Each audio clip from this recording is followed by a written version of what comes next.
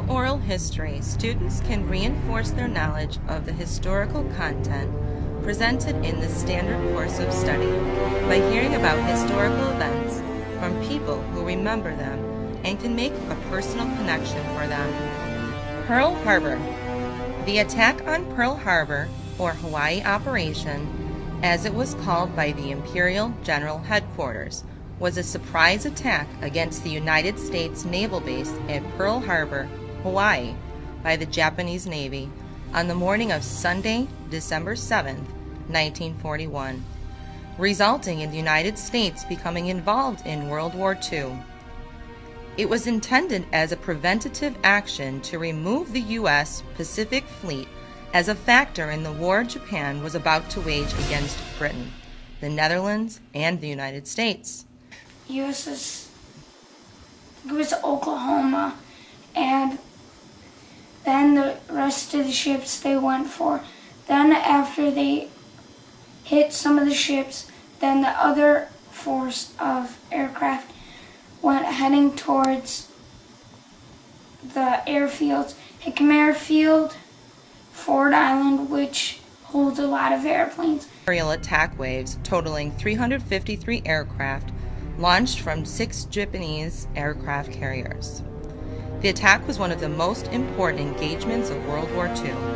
Occurring as it did before a formal declaration of war, it pushed U.S. public opinion from isolationism to an acceptance war was unavoidable, as Roosevelt called December 7, 1941, a date which will live in infamy.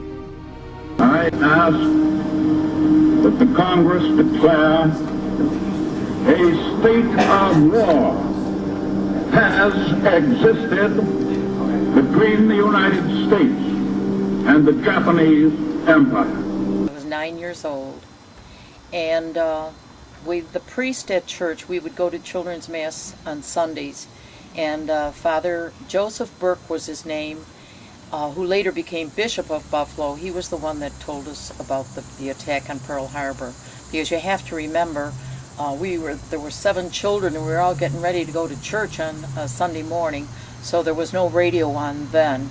But I remember how my parents were so devastated by it.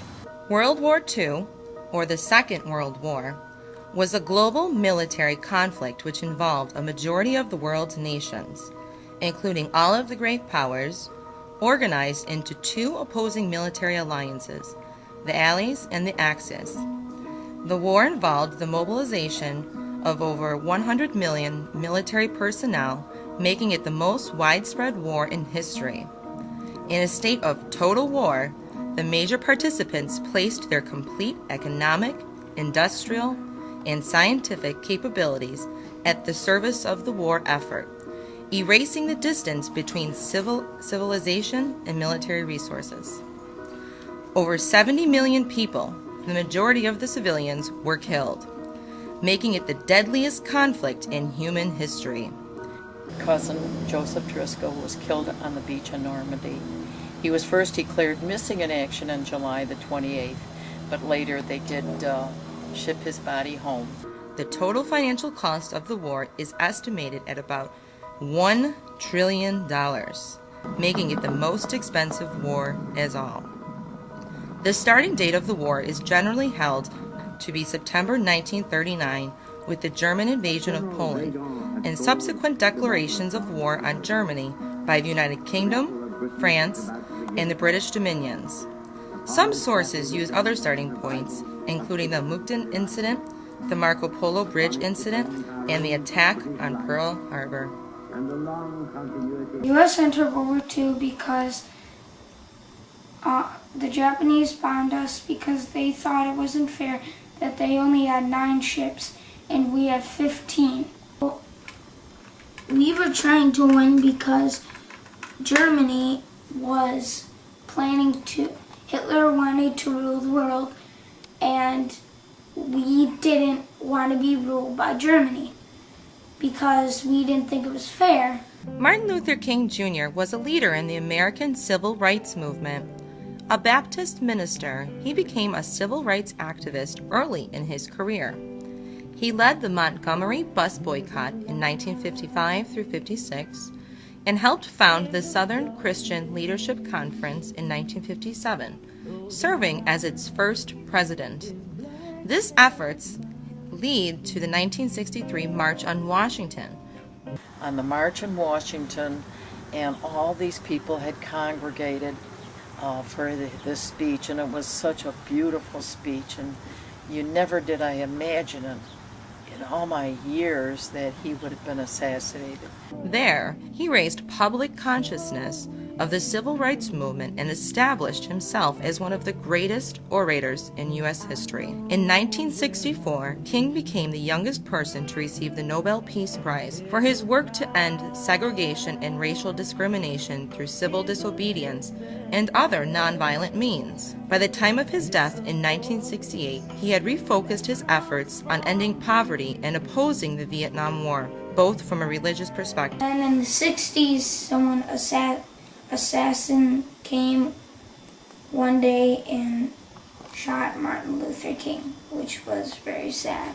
In Cuba, Russia was holding sites with nuclear missiles, and they were going to launch them near the White House and a few other places around Washington. The climax period of the crisis began on October 15, 1962, when United States espionage photographs taken by an American U-2 spy plane revealed missile bases being built in Cuba, and ended 2 weeks later on October 28, 1962, when President of the United States John F. Kennedy and United Nations Secretary General U Thant reached an agreement with the Soviets to dismantle the missiles in Cuba in exchange for a no-invasion agreement and a secret removal of the Jupiter and Thor missiles in Turkey.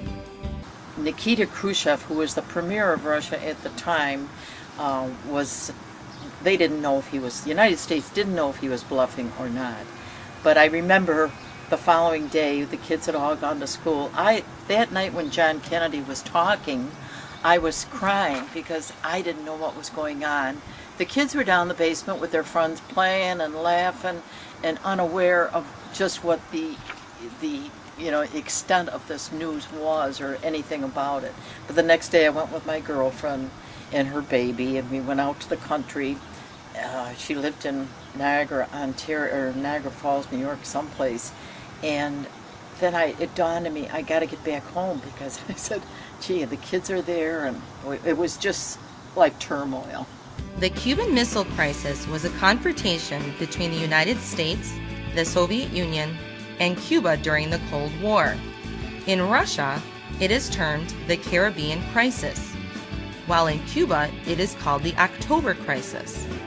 The crisis ranks with the Berlin blockade as one of the major confrontations of the Cold War, and is often regarded as the moment in which the Cold War came closest to a nuclear war. Very close friends of ours. As a matter of fact, we were the ones that had our beer parties and played cards on Saturday night, and we discussed about building these shelters. And the one very, very good friend said, well, I'm going to build a bomb shelter. I'm not letting you or Donna, your kids in, because I'm building it for my family. Well, it sounds terrible, but that was the whole idea. And these bomb shelters, they had already been built, and people had stocked them with canned goods, and that I couldn't visualize doing, but if it became a necessity, we would have. Through oral history, students can learn about the everyday people who don't appear in history books, uncover the way in which major historical events reshaped their own communities, and document history that is too new to appear in books, recording events that are still unfolding. Oral history allows students to understand the past in a first-person way and to gain a sense of the joy, pain, sorrow, fear, and hope that others experienced as history unfolded. On the sky.